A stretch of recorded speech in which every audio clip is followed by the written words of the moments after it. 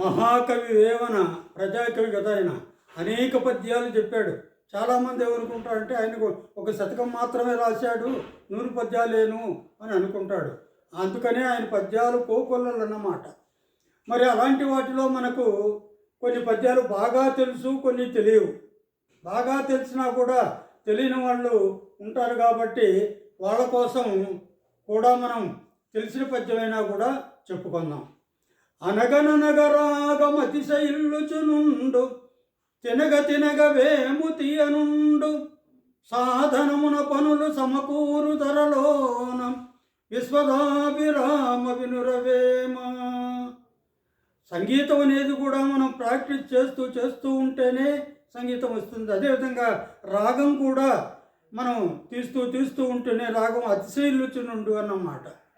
మనము వేప తింటాం, వేపాకు, ఆ వేప పుల్ల నోట్లో పెట్టుకుంటాం, అది కూడా కాస్త చేదుగానే ఉంటుంది. రోజు ఆ విధంగా పుల్లతో తోముకుంటూ ఉంటే అది తీగా అవుతుందన్నమాట. ఇంకా ఏమంటున్నాడంటే ఏదైనా కానీ సాధనమున పనులు సమకూరు ధరలోన. ఈ ధరలోన, ఈ భూమిలో, ఈ లోకంలో మనం సాధనం సాధిస్తేనే వాటిని ఒక రోజు ప్రాక్టీస్ చేస్తూ ఉంటేనే అవి నెరవేరుతాయి అని చెప్పేసి మన వేమన ఒక చక్కటి పద్యం చెప్పాడు. ఇదంతా కూడా మనం మరి ఎప్పుడు మీరు ఈ చక్కటి పద్యాలన్నీ కూడా వినగలుగుతారంటే, ఇవన్నీ వినాలంటే ఈ రోజుల్లో శతకాలు చదివేవాళ్ళు లేరు. మరి పాఠశాలల్లో కూడా ఈ శతకాలను తీసివేసినారు.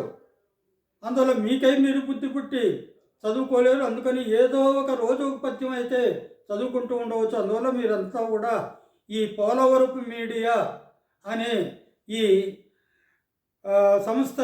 సంస్థలో మీరు సబ్స్క్రైబ్ చేసుకుంటే మీరు ఇలాంటివన్నీ కూడా వినవచ్చు.